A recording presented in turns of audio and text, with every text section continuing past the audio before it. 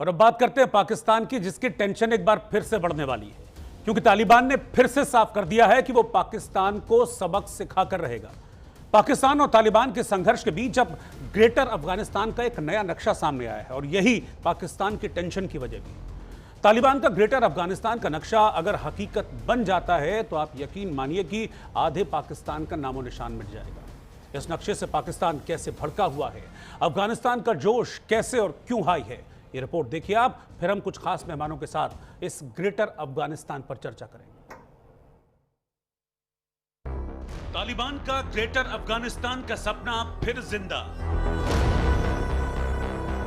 Durand line के साथ मिट सकता है आधे पाकिस्तान का नामो निशान।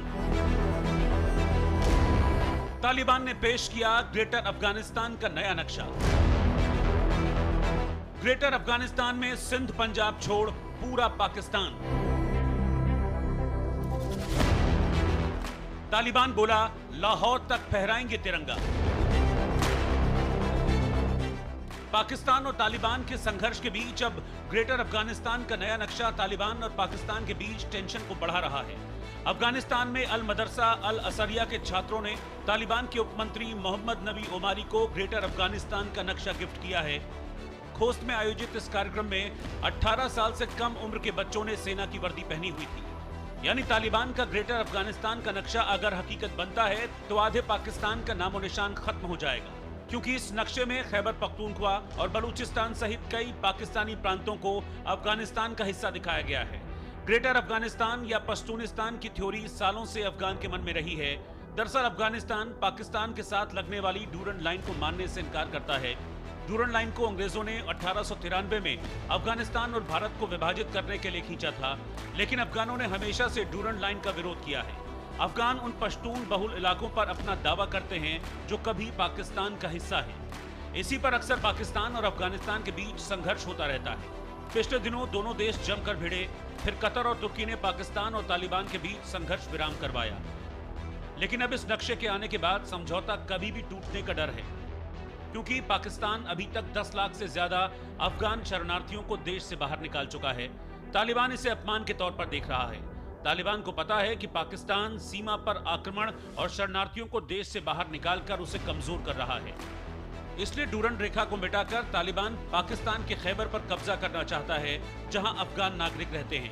तालिबान के उपमंत्री मोहम्मद नबी ओमारी ने इस्लामाबाद को चेतावनी दी है कि अगर अफगानिस्तान पर एक और युद्ध थोपा गया तो तालिबान उसका उसी तरह विरोध करेगा जैसा उसने सोवियत संघ और अमेरिका के खिलाफ किया था। इतना ही नहीं, तालिबान की सैन्य परेड में देशभक्ति के गाने चलाए गए।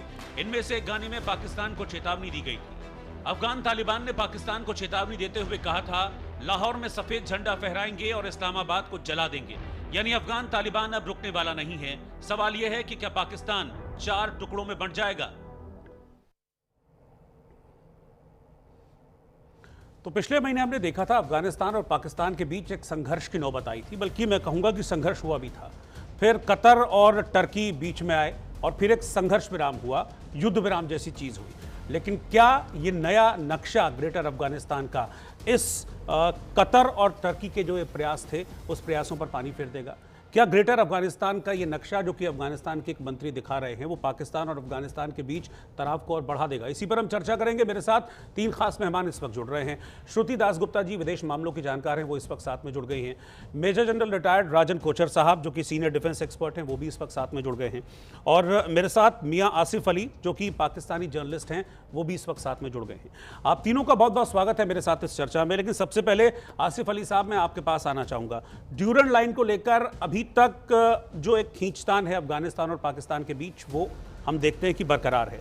अफगानिस्तान कहता है नो ड्यूरन लाइन, पाकिस्तान कहता है कि ड्यूरन लाइन ही असल सीमा।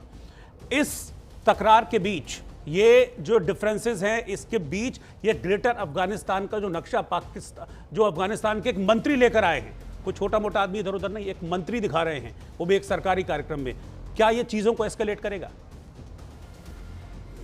देखिए, ये वाला कोई इतना बड़ा इशू हमारे लिए इसलिए नहीं है हमेशा से, क्योंकि अफगानिस्तान ड्यूरेंट लाइन को नहीं मानेगा तो कोई बात नहीं, हम तो चाहते हैं वो ना माने। हमसे मुराद मेरी है, मैं खुद चाहता हूँ, हुकूमत जो गवर्नमेंट ऑफ पाकिस्तान है वो तो ड्यूरेंट लाइन को ही सरहद तस्लीम करती है, बॉर्डर तस्लीम करती है। यही तो विवाद है, क्योंकि जो ड्यूरेंट लाइन ड्यूरेंट लाइन है, हमारे हिसाब से तो जो इंडस वैली सिविलाइजेशन थी, जो हमारी गवर्नमेंट रही है हमेशा से, मौजूदा पाकिस्तान से पहले ब्रिटिश ने आके ड्यूरेंट लाइन बनाई। हालांकि उससे पहले अफगानिस्तान के जो अब मौजूदा इलाके हैं, काबुल और कंधार, ये हमेशा से हमारा हिस्सा रहे हैं, चाहे वो मुगल एम्पायर हो या उससे पहले की एम्पायर्स हो, लोधी एम्पायर्स हो, उससे पीछे चले जाएं। आप कहते हैं काबुल और कंधार हमारा, वो ग्रेटर अफगानिस्तान में ये कहते हैं कि सिर्फ केपीके नहीं, ये बलूचिस्तान भी हमारा। देखिए, अफगानिस्तान का वजूद जो है, आपको भी पता है इस बात का, ये 1748 में अफगानिस्तान वजूद में आया है। अफगानिस्तान का इससे पहले इस नाम का कोई मुल्क नहीं था, बल्कि काबुल और कंधार जो थे वो सब कॉन्टिनेंट का हिस्सा थे। इंडस वैली पे जो भी गवर्नमेंट होती थी यहाँ पर उसका हिस्सा होते थे, इसलिए उनका ये लॉजिकली तो है नहीं ये क्लेम जिसको तस्लीम कर लिया जाए। सर आप 1798 की बात कर रहे हैं, अब पाकिस्तान तो 1947 में वजूद में आया, आपसे तो पुरानी है। जी, मैं बिल्कुल उससे बहुत पहले से पाकिस्तान जिस बाउंड्रीज पे जिन पे वजूद में आया है, उन्हीं का हिस्सा हमेशा से काबुल और कंधार रहे हैं बतौर प्रोविंस। और जो लाहौर प्रोविंस होता था, लाहौर दरबार के अंडर ये दोनों प्रोविंस होते थे।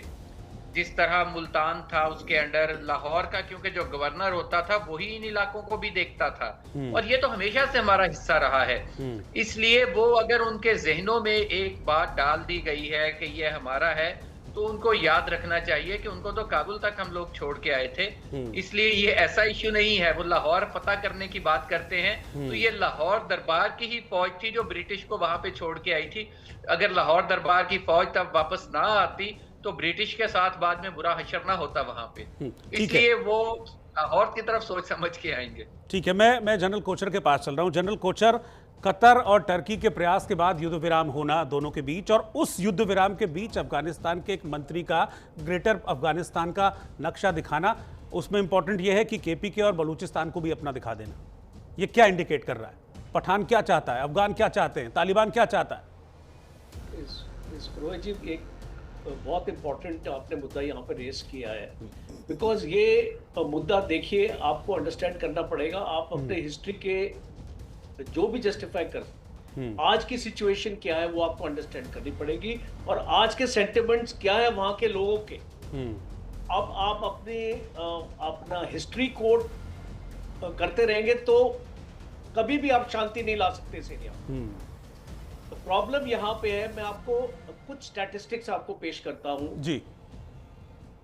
जो पश्तून है अफगानिस्तान में, वो 18 मिलियन की पॉपुलेशन है। जो पश्तून है पाकिस्तान में, और खास तौर पे खैबर पख्तूनख्वा और बलूचिस्तान के एरिया में, वो आपकी 40 मिलियन पॉपुलेशन है। तो आप ये लगा सकते हैं कि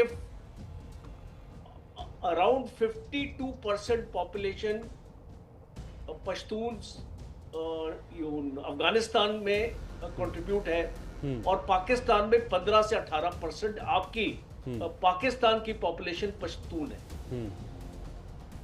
अब आपने एक इमेजिनरी लाइन आपने बना दी है, और आपने ब्रदर्स एंड सिस्टर्स को अलग कर दिया। देखिए, जो अफगानिस्तान में पश्तून रहते हैं और जो पाकिस्तान में पश्तून रहते हैं, उनमें एक रिलेशनशिप है, और उस रिलेशनशिप को अगर आप दरकार कर देंगे या उसको एक्सेप्ट नहीं करेंगे, तो ये प्रॉब्लम आपको इसको यहाँ पे आएगी, और इसलिए आ रही है अभी, क्योंकि जब तक आप तालिबान के साथ थे और साथ बैठ के आप अपना षड्यंत्र अपना कर रहे थे, आपकी ISI भी वहां पहुंची हुई थी।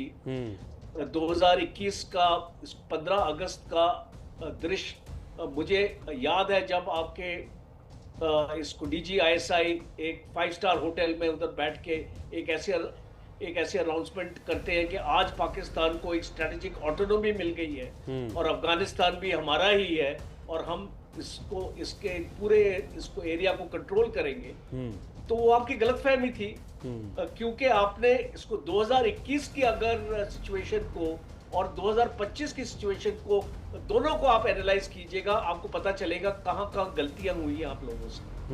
और इस इमरान खान ने तो बहुत कोशिश करी थी, उसका नाम भी था तालिबान खान, तो इसको वो अपने तालिबान को सपोर्ट करता था, और वो जो इस तरीके से कोशिश कर रहा था कि इनको इसको संभाल के रखी जाए यहाँ पे। आज पाकिस्तान में प्रॉब्लम क्या है, हम इसको बल्कनाइजेशन ऑफ पाकिस्तान की तरफ पाकिस्तान बढ़ रहा है। इसका मतलब क्या है? इसका यह मतलब है कि आज आपको बलूचिस्तान में प्रॉब्लम है, आज आपको खैबर पख्तूनवा में प्रॉब्लम है, आज आपके पीओके में प्रॉब्लम है, और आपके जो अभी गिलगिट बाल्टिस्तान में इसको तहरीक लबाब, हाँ। अब मैं इसको तहरीक लबाब के बाद इसको बात करूंगा, लबैक की बात करूंगा। अब यहाँ पे आपकी प्रॉब्लम आपके लाहौर और सिंध में पहुंच चुकी, और अभी मैं खबर एक सुन रहा हूं, उसमें भी आपको गौर करना पड़ेगा।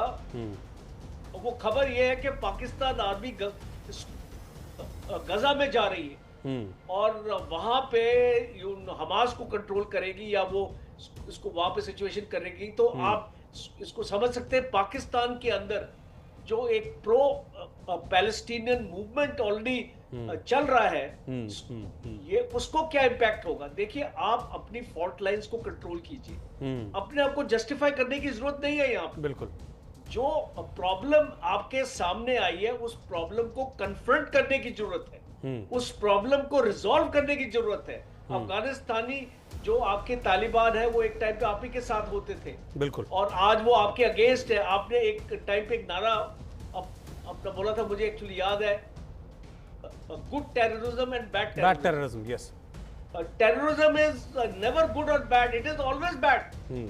और आज अगर आपके पास आपकी जैश-ए मोहम्मद ने अभी अनाउंस किया है कि वो एक अपना वुमेन्स विंग निकाल रहा है, तो आपका इंटेंशन क्या है? आपका इंटेंशन ये है कि you don't want to leave terrorism, terrorism को आप इसको बढ़ावा देना चाहते हैं, और जब तक आप ये करते रहेंगे, आप देखिएगा, ठीक है, आज आपने अपने लिए दो फ्रंट क्रिएट कर दी। आपकी 11 और 12 कोर जो उस तरफ है, क्वाटा और आपके पेशावर में, आज वो अफगानिस्तान बॉर्डर पे एक्चुअली कमिट हो गई है। और मुझे एक्चुअली याद है, जनरल मुशर्रफ का इंटरव्यू एक इटालियन जर्नलिस्ट ने जनरल मुशर्रफ का इंटरव्यू लिया था। उसमें उसने उससे क्वेश्चन पूछा था कि अफगानिस्तान बॉर्डर पे आपकी इतनी कम फौज क्यों लगी हुई है, क्या आपको इसको वहां से थ्रेट नहीं आता? बोलते नहीं, हमको कोई चिंता नहीं अफगानिस्तान से।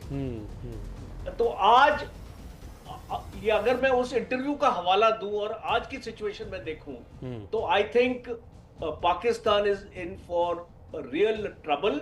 और अगर पाकिस्तान इस ट्रबल को उसको एक्सेप्ट उसको नहीं करना चाहता, तो अनफॉर्चुनेटली रोहित जी, मुझे ऐसा लगता है कि वो जो ईस्ट पाकिस्तान, वो जो बांग्लादेश का एपिसोड हुआ था, वो शायद यहाँ पे बिल्कुल दोहराया जाएगा। आई थिंक आपके पाकिस्तानी कॉरेस्पॉन्डेंट इसको जगह अपने छोड़ के चले गए। आई डोंट नो व्हाई, उनको क्या कंपल्शन हुई है, अभी मैं उनको स्क्रीन पे देख नहीं रहा हूँ। चलो एनीवे, कोई नहीं, मैं अभी श्रुति दासगुप्ता जी भी हैं हमारे साथ, मैं उनसे एक रिएक्शन लेता हूं, और फिर अगर मीर साहब, आसिफ अली साहब होंगे तो मैं आगे उनके पास वापस जाऊंगा।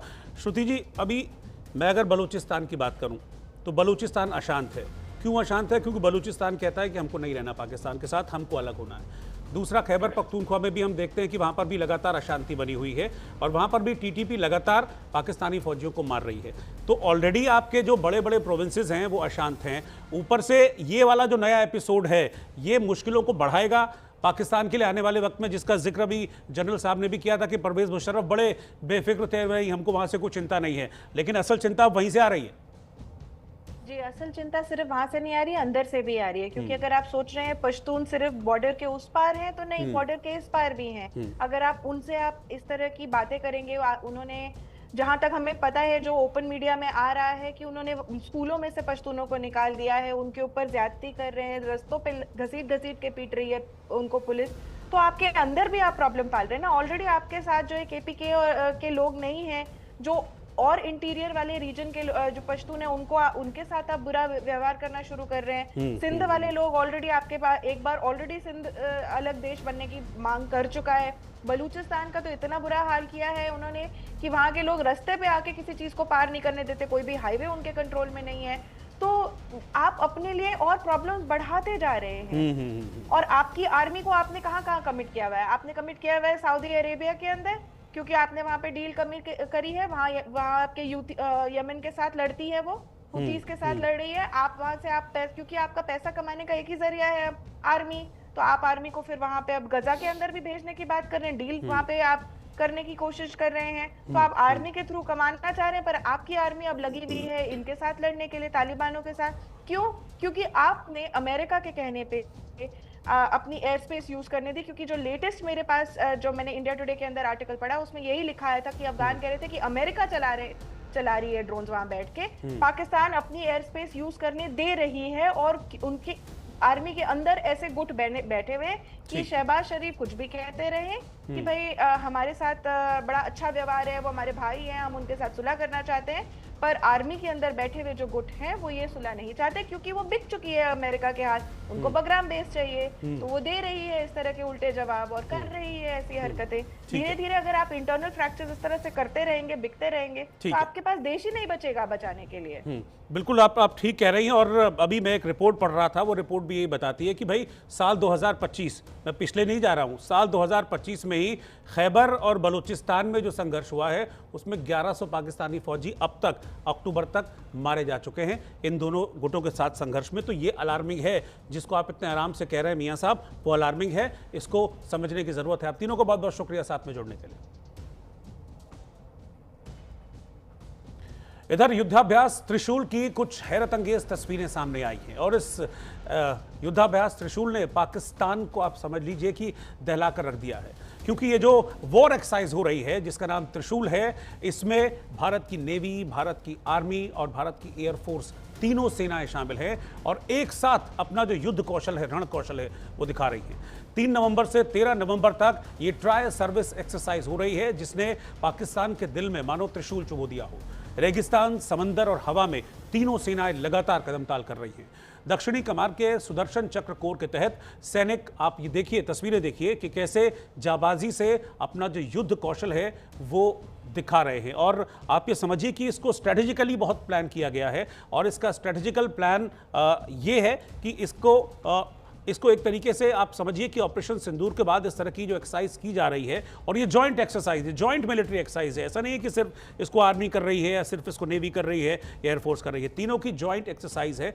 ये कुल मिलाकर अपनी ताकत का एहसास कराने के लिए और ये बताने के लिए पाकिस्तान को कि ऑपरेशन सिंदूर अभी भी जारी है, और अगर आगे इस तरह की कोई भी हरकत की तो फिर देखिए कैसे स्ट्रेटेजिकली, जैसे हमने अब तक आपको मारा है, आगे भी आपको ऐसे ही मारेंगे।